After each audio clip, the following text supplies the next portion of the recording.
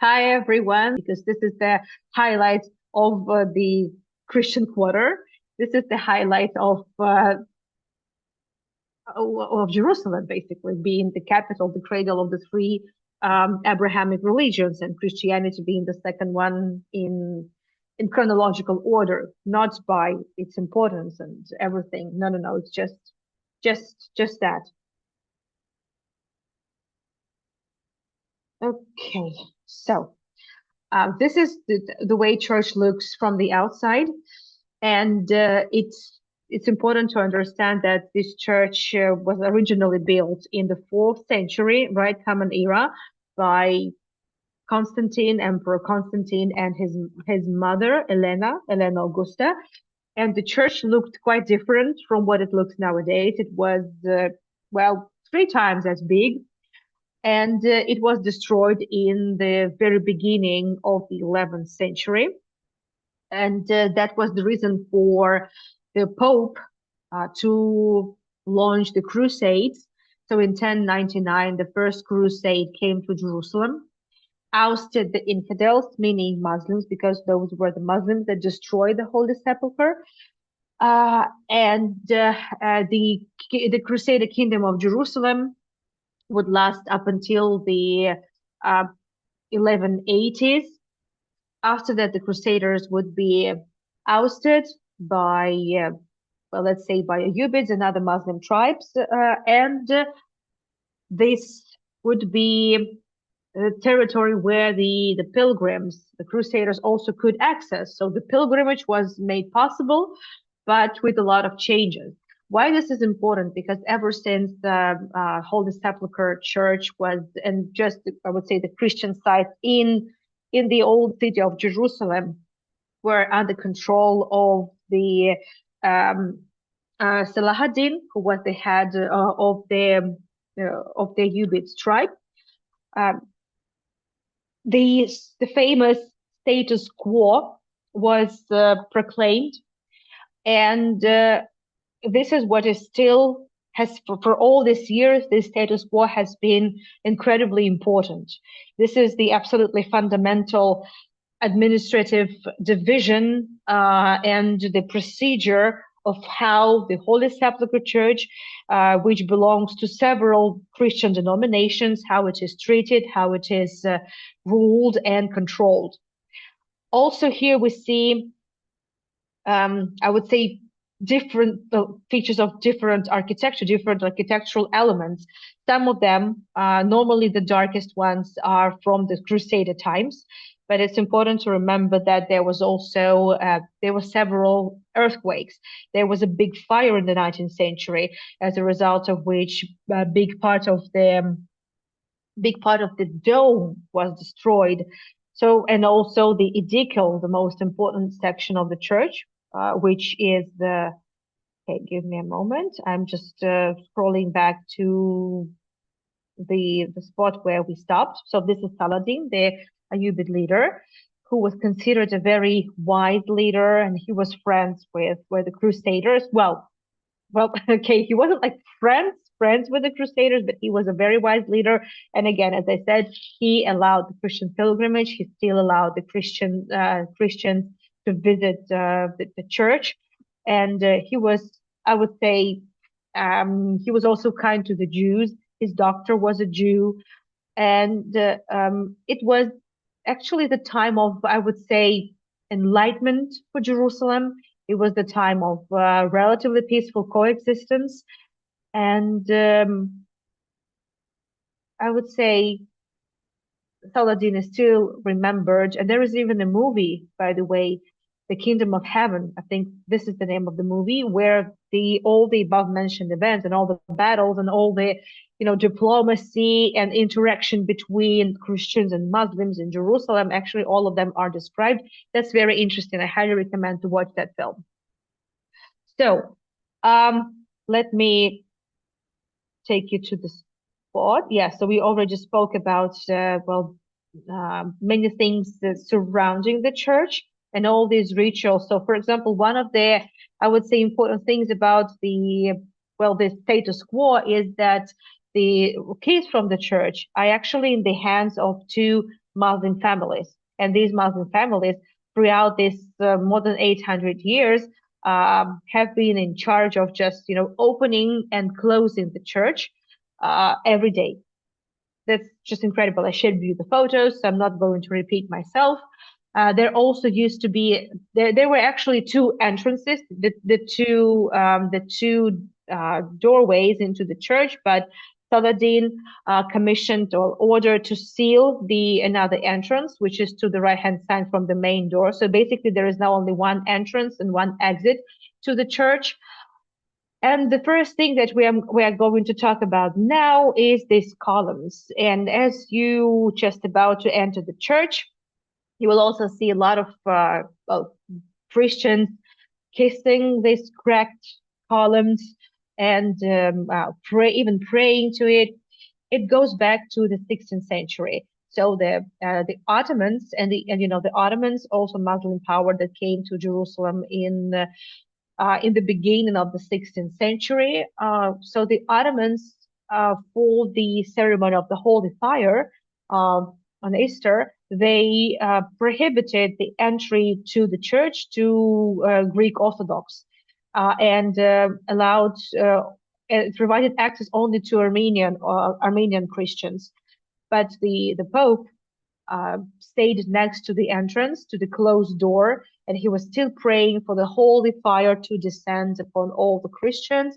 And this is when, at that very moment, the fire it just burst from within the column, and the column cracked, and this is when his candle was lit. That's the story. Well, there's also another explanation, more scientific one, but as you know, this tour is not about theology, it's not about converting anyone to any faith whatsoever. It's about history, it's about legends, traditions, and architecture and archaeology. So we know that marble has a tendency to crack at certain conditions. The most important condition, the most plausible explanation is the earthquake, and we know there were at least 3 big earthquakes in the second millennium Common Era. So, well, but you can see a lot of crosses, a lot of small graffitis. So this is considered like the holy intervention and kind of made in stone. Let's put it like that: cut in stone, a cut in the rock. Divine intervention, cut in the rock. And whenever I walk down the Tbilisi streets, I think that all these, graffitis are just horrible, and why people don't understand that leaving graffitis and etchings on the walls is not a good idea. But even back then, I don't know. So this church is, well, the way it looks now, it was rebuilt by the Crusaders, right? This is the meaning is the 12th century. So, and I would say at least in the 12th century, more than 8 centuries ago, people were still the same. They would be leaving the etchings, their graffitis, just making the world know that they had been there. So there was this Dandolo, probably an Italian. I hope I pronounced his name right. And this is believed to have been some of the oldest, graffitis from the pilgrims. And there's also another one from 1389, but he made sure nobody would notice, or at least nobody would quickly, put their own graffiti on top of it. So there was some Natuzio Piero Vendramini, 1389. Come on. Incredible. Absolutely incredible. This is already the times of the Mamluks in the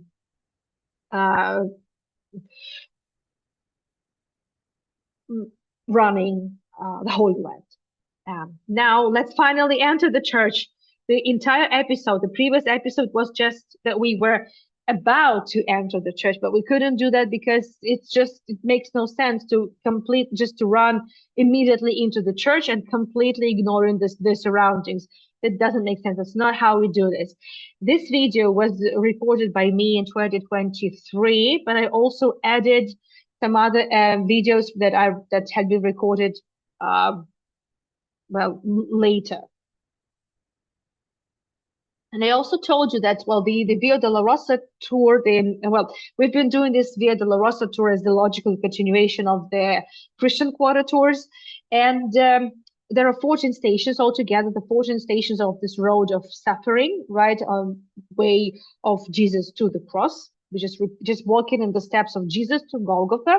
And we already saw 9 stations, and we saw one station that is actually outside of the church, and a little chapel where Jesus was stripped of his clothing, and that's only one station next to the church, and the other 3 stations are inside the church. And that's what we're going to start with. So we need to go upstairs immediately as we enter. And now we find ourselves, so as I keep saying, that different Christian denominations are in charge of the church. So the church is divided between them.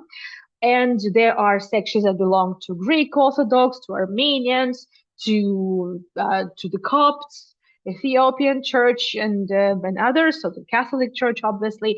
So I'm not going to go into details about each and every section of the church, but we have to understand that. And the moment you go upstairs, you find yourself. You first can see this 10th station where Jesus was stripped of his clothing before going to Golgotha. And the reason for us to go upstairs, because we also need to go to Golgotha, right?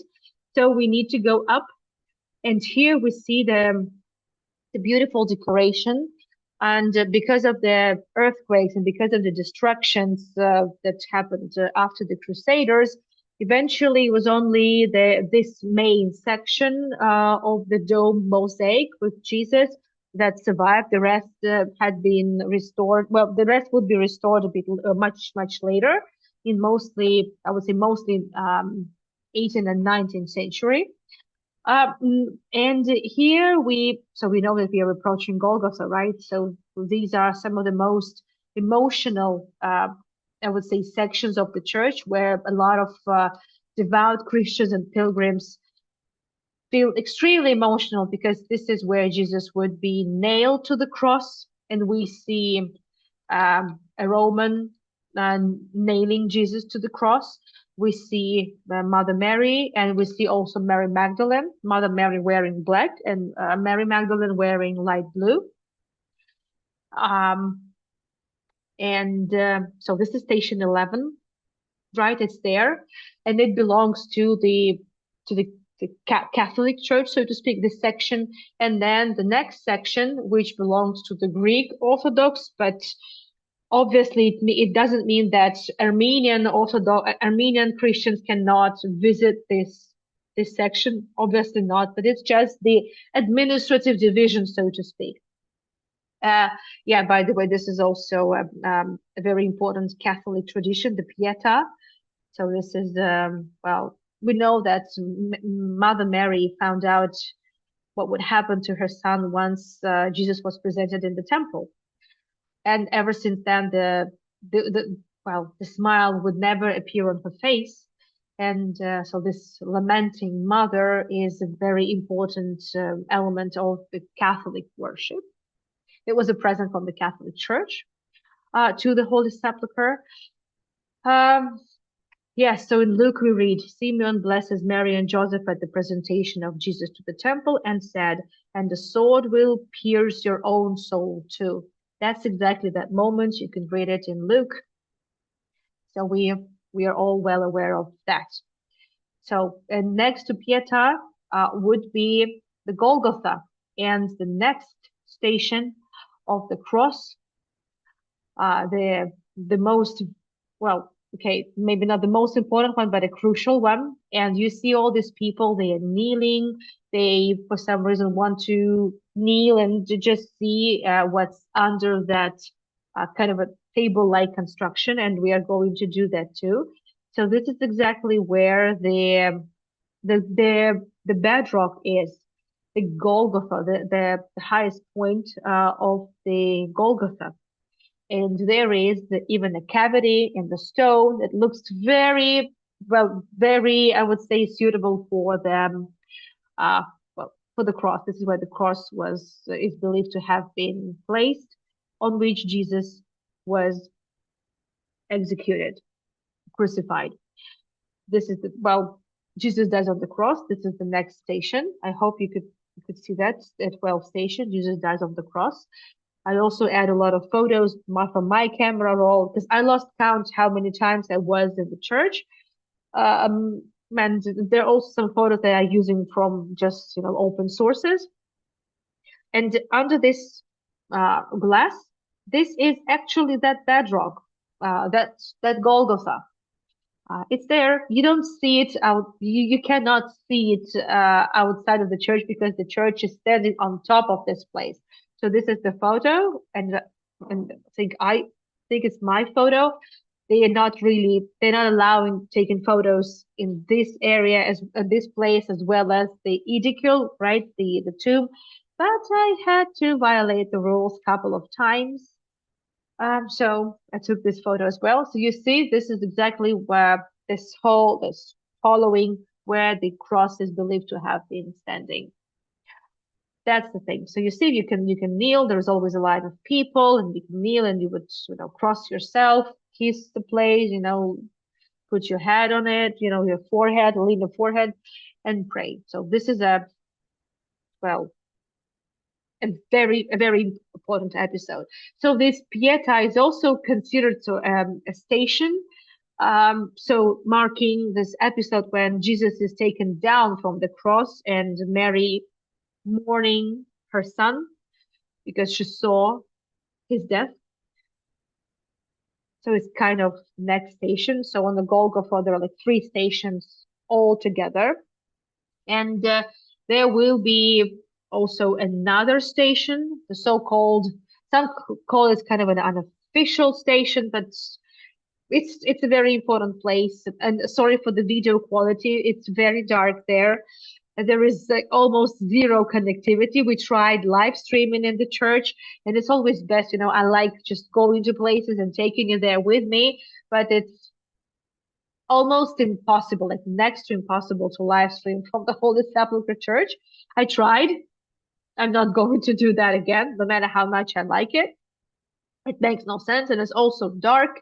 And I had to, work a little bit on the videos. I had to Photoshop it just to add a little bit more light because, well, there's not so, it's just very dark there. Also, the steps are very high. There are no elevators.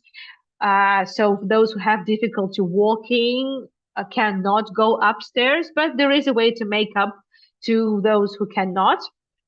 And again, it doesn't mean that Catholics cannot visit the Armenian chapel.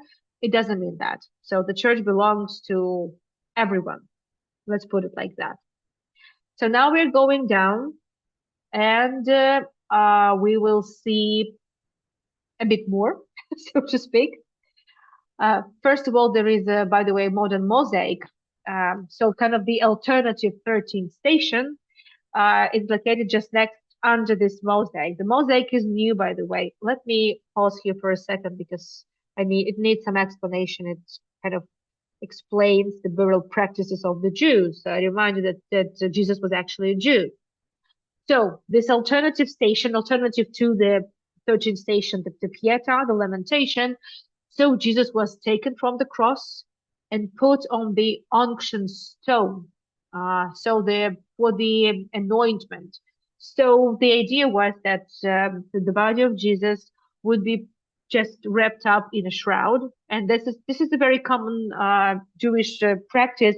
So the burials would be done the same day a person passed away, because the death flesh is considered some of the most impure things ever. So then Jews never really wait, for relatives to arrive.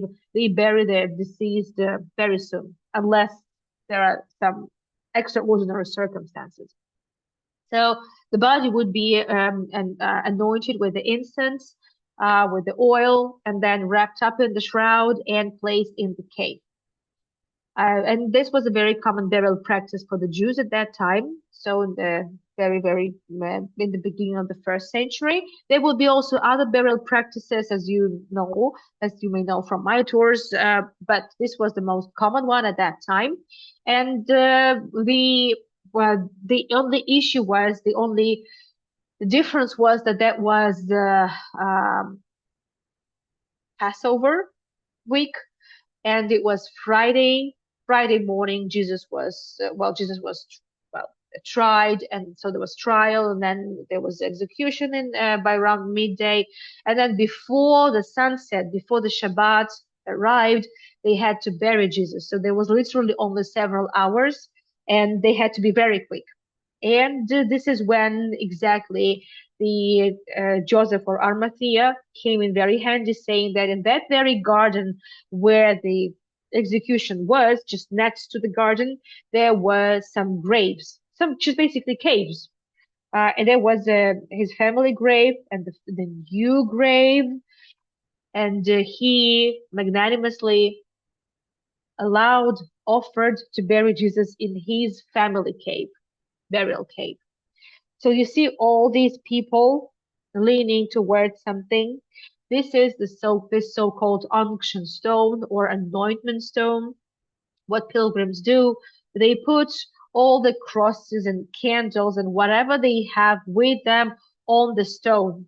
And this is I would say, well, the biggest blessing. Actually placing your items, whatever you have with you, on several locations within the Holy Sepulchre Church, it grants you the biggest blessings. And well, you see all these people. Well, this video was filmed definitely before the 7th of October and the war in Gaza, and I just can't wait for the for this to come back. I mean, the tourists, the pilgrims, but hopefully slowly things will get back, and I will be able to work more because this is what I've been dreaming of for so long. Yes. So then after the anointment, you can see, we're going to see what happened next. So he would be buried. The only thing is that there are also many other things we will see before we actually see the empty grave. But this is the burial to the cave. You can see that. So Jesus is wrapped in the shroud. That was it. So no coffins, no valuables placed with the deceased, and there is some chapels we are going to visit. This is the chapel of Adam, and okay, let's just remember what Exodus says. So Noah passed the skull to his son Shem, and then to Melchizedek, the priest king of Jerusalem, who buried Adam's remains in the foot of Golgotha.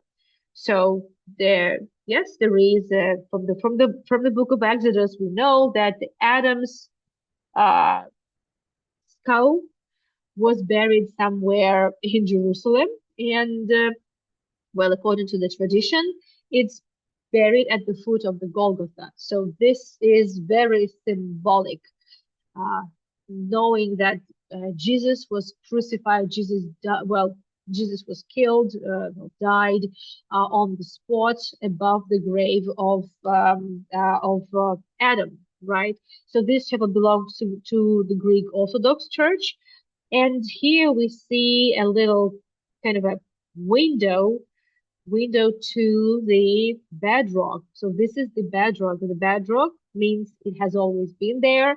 It was there at times of Jesus. It's still there, and it would be there. So the bedrock, and so this chapel is exactly at the foot, of the Golgotha, indeed. So that's why it's called the Chapel of Adam. And let's okay. Well, this tradition is very old, and well, for example, this is Saint Jerome with the skull, right? And the skull is has a very big symbolism in general in the art. It shows you the frailty of life, And so normally in all these, I would say religion-inspired artworks in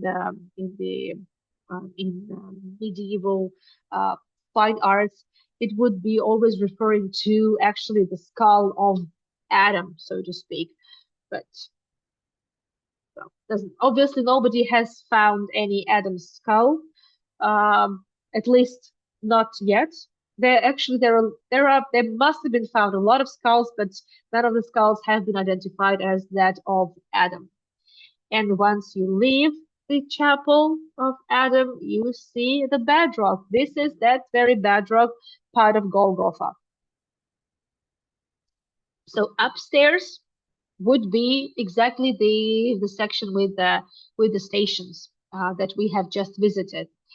Another Greek Orthodox section is the Chapel of Derision. That's the official name of it. So you see there is a kind of a stone, a part of the column.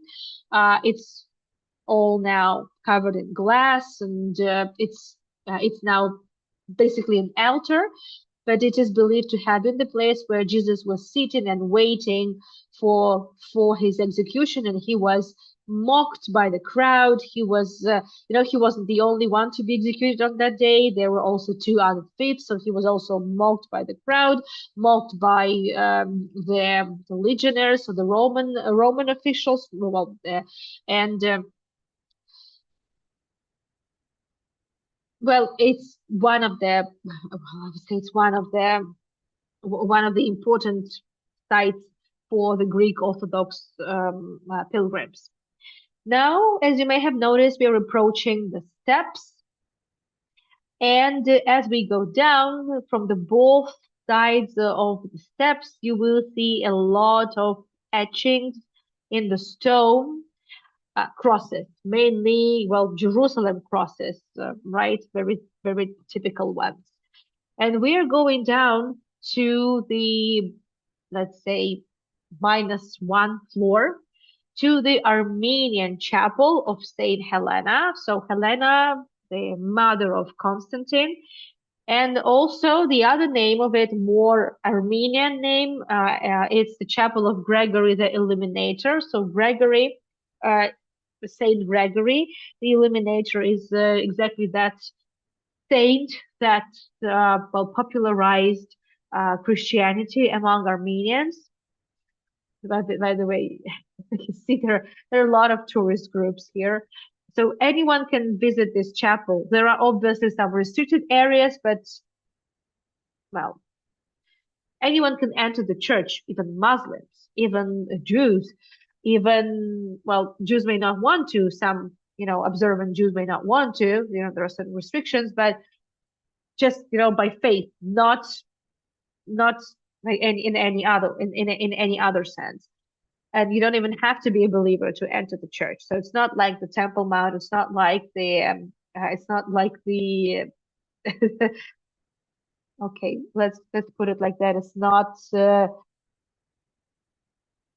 it's, I would say this church is way more welcoming than many other religious facilities you can find, especially in the Muslim world. But nevertheless, let's get back to Armenians. And what we see here is the Noah's Ark. And there's a very strong belief, a very long, I would say, tradition that claims that Noah's Ark actually made its way after the Great Flood to the top of the Ararat mountain. And there were many attempts in the 20th century to find it. Well, quite recently, there was the official statement from the Armenian authorities that they will be removing the Ararat from their state insignia for, well, the main reason is because Ararat does not longer belong to Armenia. It's now part of Turkey. And well, for a long time, this was quite painful thing to acknowledge for Armenians. Nevertheless, so Armenians were the very first nation to adopt Christianity as their state religion, and Saint Gregory is one of the, we would say, founding fathers and popularizers of Christianity among formerly pagan Armenians. The mosaic here contains a lot of birds, because birds are also, as well, some kinds of birds are also symbols of Christ, actually. So there is also another small Armenian chapel over there, behind this separation. It's the chapel of Saint Vartan. Vartan Mamikanian was actually he was a fighter. He was a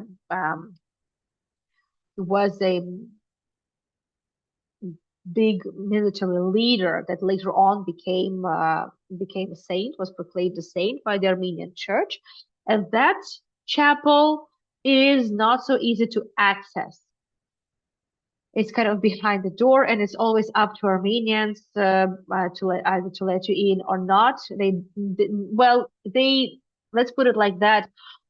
Um, Even if you are an Armenian, it doesn't mean that they will let you in to this chapel. So I would say I don't know, it has to be some divine intervention for them to want to let you into the St. Martin's chapel.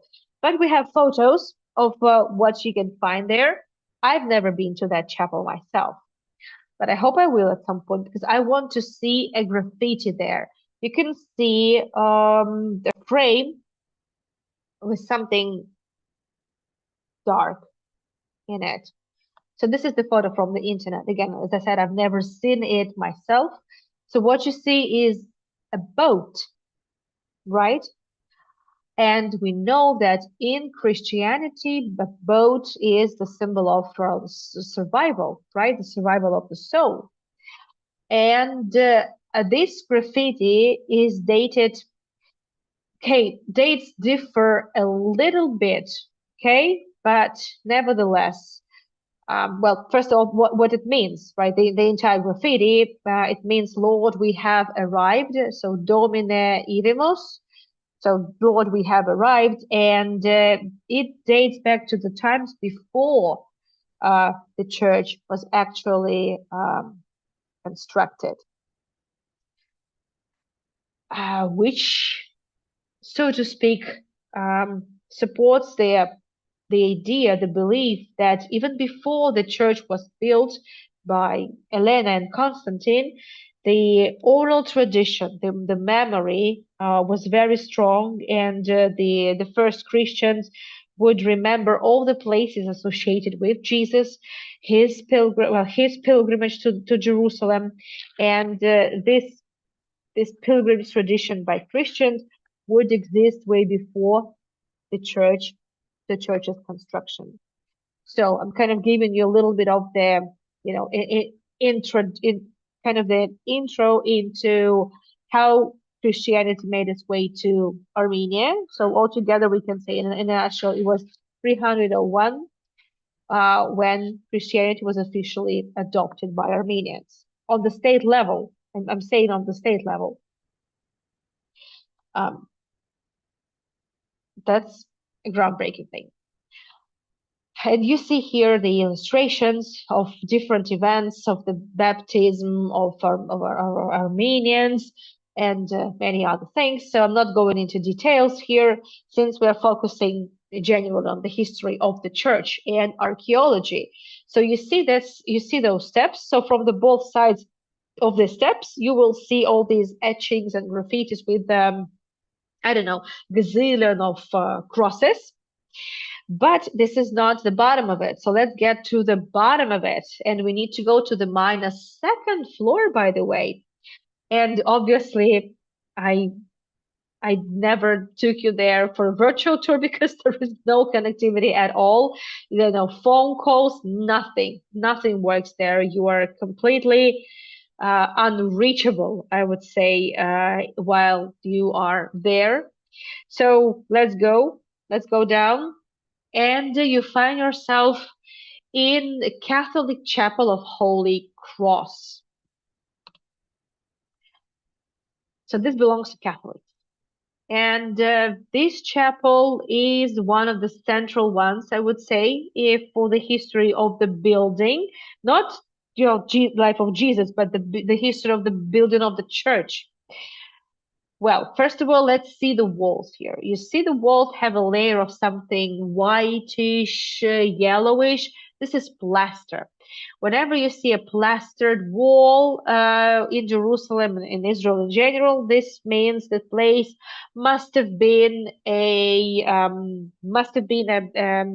well, a cistern, so a water reservoir, because plaster made it well. Sealed and water and proof from the any water leakage.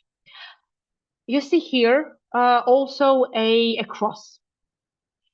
So it is believed that Helena, when she set off for her trip to Jerusalem in an attempt to find all those, uh, sites associated with Jesus, also she had an an idea to find the cross on which Jesus was crucified. And it is believed that on that very spot, she had discovered, with the help of a local man, whom she most probably had to uh, torture and threaten. But okay, let's not get into that. She was able to find a place where three graves had been dug, not have, had been dug. And she had to find out which of the three crosses was the one of Jesus. Remember that there were three people executed, so two thieves executed next to him. And she just needed a miracle. So she found a blind girl and she asked her to touch each cross. And so when she touched the cross, she immediately was able to see. And that's exactly that episode commemorated in this very church. As you know, apart from, by the way, you see the holes in the ceiling. So these are the holes through which the buckets would be dipped to get the water from the big cistern. You can see how deep the cistern was. Why was it so deep? Because this area where the execution took place was originally a quarry. And it is believed that exactly from this quarry, the builders from the Herodian period would be taking the stones for the construction of the Temple Mount and the temple itself. Yeah, so this kind of adds to our understanding of the nature, the use of this place in the subsequent times.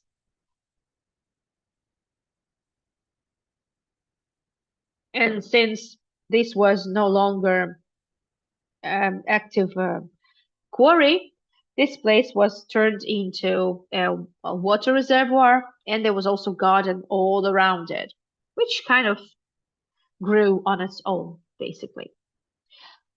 Apart from just identifying the crosses, then the grave of Jesus, right? And she also identified Elena, Augusta identified the place of birth of Jesus in Bethlehem, and many, many, many other places. So she is considered actually the world's first archaeologist, so to speak, from the 4th century Common Era. You can find some decorations a little bit, but mostly, so the oldest part would be exactly the plaster, layers all over there. And yes, this is totally okay that you would see Coptic monks or Armenian monks just going around different chapels and burning incense there. So obviously, Armenians would be well, let's put it like that. There are certain areas that are considered common, but let's say in the Armenian chapels, it would, well, if it's not a special place such as the Aedicule or the Golgotha, it would be Armenians that would be just bringing the incense to the church in this chapel. So we saw an Armenian monk doing that. And well, I also filmed the other time I was in the church. I filmed the cleaning episode. I would say of because well, all the maintenance thing, everything, it has to be strictly coordinated. So, and there are more crosses there. Everywhere there are all these crosses, and it's very difficult to date them. And there's not really much need to date them. These crosses have been here ever since the church was built. So ever since at least the Crusade period. So now we have to go up. Actually, we need to go back to the ground floor. And well, you see this wall. So this is exactly the walls with all these etchings, with all these crosses.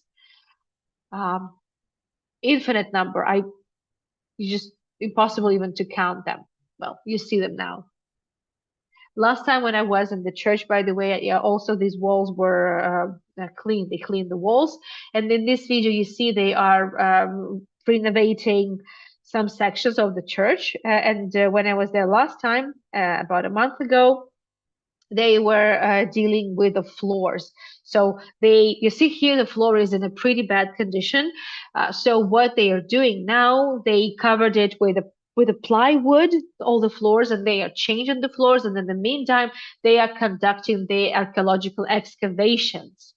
And there have been found the proof that in that area before the church was constructed, there had been a garden. So there's no doubt about that. And we remember that from the account of events provided by Josephus, there was a garden gate, there was a garden just right behind the walls of the old city. And we also know that thanks to archaeological excavations, we know that there actually had been the garden gate. So there is even more and more, and I'm sure there are a lot more discoveries that have been made over the course of these renovations, but it's going to take us some time before they will report it. So this is the Aedicule. This is the 14th station. Jesus is laid to the tomb, and this is the so-called empty tomb of Jesus. The tomb did not look like that, right? So as I said, because of the destruction that took place in the beginning of the 11th century. Also because of the earthquakes and because of a massive fire in the 19th century, so the grave of Jesus doesn't look like this anymore. So on top of the place where the grave used to be, they placed this Aedicule, this kind of a pavilion, so to speak, under the eye of the dome. So the dome is from mid-19th century. And well, just imagine all that, and you see on that third floor, there are rooms of the priests and monks. So it's not only the worship of the church, but actually people live in the Holy Sepulchre Church. They live there. I've never been to any of those. It's like offices and small rooms.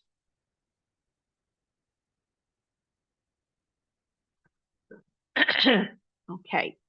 And um, so normally in peaceful time, there would be always a long line of people wanting to access the Aedicule because this is the highlight. This is the place where Jesus was buried and resurrected.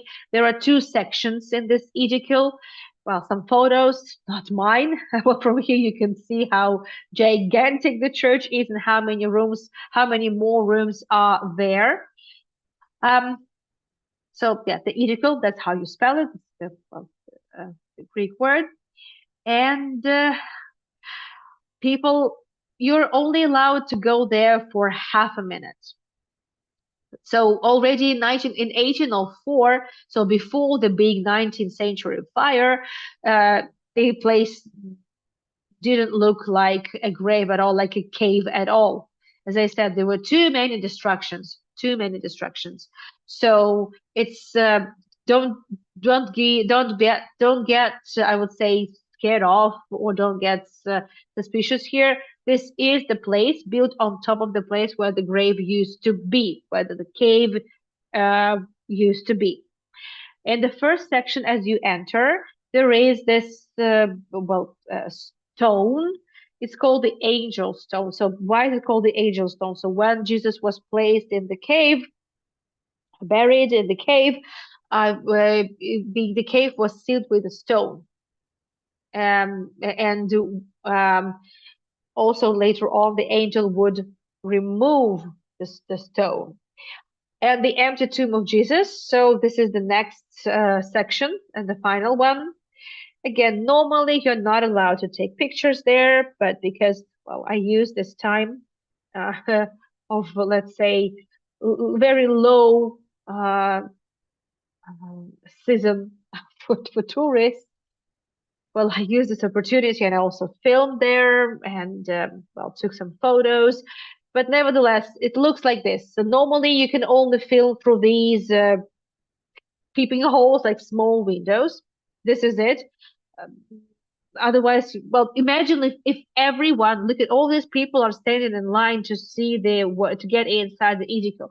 So imagine if everyone also took videos, how much longer the waiting, how much longer the line would have been. So obviously, this is not happening. So the Coptic chapel, we already just saw, well, the Coptic church, placed on top of the, well, Holy Sepulchre church, but there was also a Coptic chapel right behind the Aedicule. So the wall on this with this icon is actually the wall of the empty tomb of Jesus, which is pretty impressive, very impressive. So sometimes people just, if there's no time, or if people don't really need to be in the Aedicule itself, they sometimes just pray to the in the Coptic chapel. It's because the Coptic chapel shares the same wall with the empty tomb.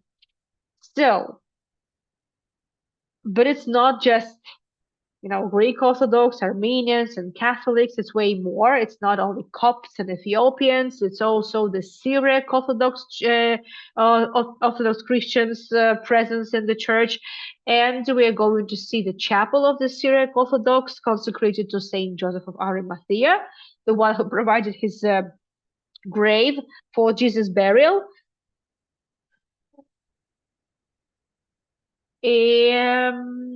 And it's also, well, Saint Nicodemus. Let's see what there is. Quite impressive. So I believe that going to this chapel is absolutely a must, because you can actually imagine what the grave of Joseph of Arimathea looked like, and what other graves looked like. Well, this is a kind of an altar. It's in a very poor condition, but I'm not even sure how old the altar is. But the amazing thing, the important thing here is this. So again, it's kind of a minus second floor. I'm not sure. You can actually see the graves. This is where the bodies will be put. The body of the deceased, just wrapped in a shroud, will be put. And then a year later, next year, the relatives of the deceased would come. By that time, the flesh would have already been disintegrated. Would have already disintegrated, and the bones would be placed in a special bone box, and there would be special niches for these, ossuaries or bone boxes. And this was a very common tradition. And well, this is an example of some of the ossuaries you can see in the museums. They could be ornate, they could be very basic, depending on the budget of the family. So they came in different I would say, designs, but they look, well, more or less the same, I would say. And the same would have been the grave of Jesus. So he was just an ordinary Jew to them, and he was buried just like everyone else. But because of the distractions, because of the big fire, because of everything, so there's no actually grave, and obviously, well, there's no ossuary of Jesus by default because he had resurrected, because he resurrected. So that's why it's also important to call it the empty grave of Jesus. And well, you can't really go upstairs. And there are also different rooms of, well, administration of the church, but there are enough of things you can see anyway. Well, the construction works were going the same time. All these pilgrims were waiting in line. And well, all these big renovations started during the pandemic and they're still in full swing. I think it's another year or so before they can say we are through with the floor. Let's get down to something else. But so far, so good. So this Aedicule was changed in the second half of the 19th century. Was rebuilt also again because of the big fire. The part of the dome collapsed and it's ruined. I would say big part of the Aedicule itself. And also, I shared with you on one of my tours that they also had 24 hours to see what's under the stone inside the Aedicule in the 14th station where the body of Jesus was laid. And we will be talking about their findings in the next episode. So but it's not all. So these are not all the chapels we have seen so far. There are several more chapels. Some chapels, by the way, were closed when I was there. Some chapels were never opened when I was there. Nevertheless, so since we're next to the Aedicule, this metal, it's not a painting. This is the last thing we're going to see, by the way. So the next episode, we will be wrapping up with the Holy Sepulchre. We will give an overview of the Christian quarter, and we will start with with the Temple Mount. I will be scheduling the tour shortly. I just need to put everything together for my Halloween tours since it's a one-off thing, and this is definitely going to be not just one Halloween tour. As you know, I've been very productive and I'm running from 6 to 8 virtuals every weekend on different topics. So, but still, I would like to wrap up by showing you this artwork located just very close to the Aedicule. This is the, Mary seeing Jesus after his resurrection when she comes to the grave and she sees the grave open with no body of Jesus. She sees a gardener. Well, she sees a man that she thinks is a gardener in the in the vicinity, and she asks where they took the body of of Jesus, and then so he told her who he was. This is this very episode. Okay, so I think this is it for now. I know we skipped the Q&A also, so I don't want to overload you with the information. There is still some more stories I want to share with you, but we are going to talk about it in the next episode. And then they're going to be a visit to the Temple Mount, which is also likely to take me more than one tour because you know I want to get into I would say details, and this will be the premiere. I've never taken you to the Temple Mount before, and while I was in Israel last month, I was able to film it as much as I could. Obviously, I couldn't go to the I couldn't go I couldn't visit. I couldn't go inside of any facilities at all. only the outside, only I was able to film it, however, so I couldn't go to Al-Aqsa Mosque. Only Muslims are allowed to. I couldn't go inside the Dome of the Rock either. But other than that, so I have a good video, and I can't wait to share all those stories. Thank you so much. This is where we wrap this up. So next time I will be sharing the new findings and some less known episodes from the history of the Holy Sepulchre Church, and some more information. So we see some more gems of the Christian quarter that we haven't seen yet. And then they're going to be in November. I will be taking you to the Temple Mount. Let me know if you have any questions. Thank you, Dorley. I'm glad you found it interesting. Thank you, Mary. Thank you for joining my tours. Thank you for your continuous support. Thank you, everyone. Well, I'm not overrunning, which is great. So next time, I think next time I will try to schedule more gaps between the tours. I know this is very inconvenient to run tours back to back, so hopefully I'll be able to do that. I always try. At least 15 minutes episode is still okay. The Salahadin Hajj reminds me of croissants. Now it's going to be the same with me. I will keep seeing croissants. But actually, croissants actually have the direct connection with the Muslim world because they look like the crescent, right? Um, so which is well, it has an interesting history, so there is a reason for it. Yeah. Okay. Interesting. Thank you, Dorley. But now I will keep seeing only the croissants whenever I would see this portrait of Saladin. Did you say there were apartments there? No, you can't rent one unless you are a priest, unless you are the respected member of hub staff. I don't know, it sounds a bit weird, right? When applied to the Holy Sepulchre, but no, you cannot rent it unless you serve in the church, unless you work and serve in any of the denominations. No.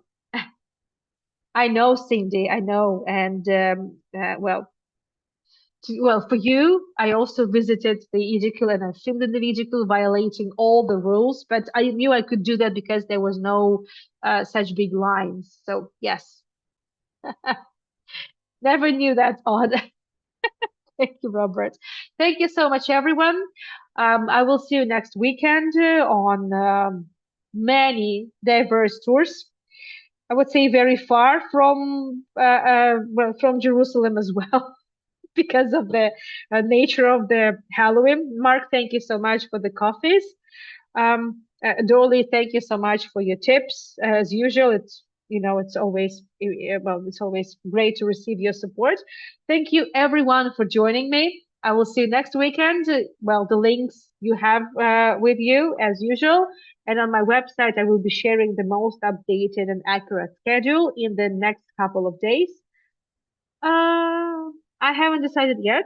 I've already started my Halloween tours. I've been doing them for several, I know, B2B companies and several incentives. So you can always hire me as a private virtual guide as well. So I've already started, but I'm thinking of, you know, getting another suit, so to speak, another costume. We'll see. We'll see. So I'm not going to be laying all cards on the table just now, Robert. I'll keep the suspense. And this is when the ceremony would be, very spot on. I don't know. The cat is going to be wearing the costume of the fat cat. Really. Thank you, Maria. Thank you, everyone. It's time to wrap this up. It's time to go to bed. I will see you next weekend. Bye bye. And thank you for all the birthday greetings that I still keep getting. This is very sweet. You made me feel very special with all those birthday wishes. Bye bye.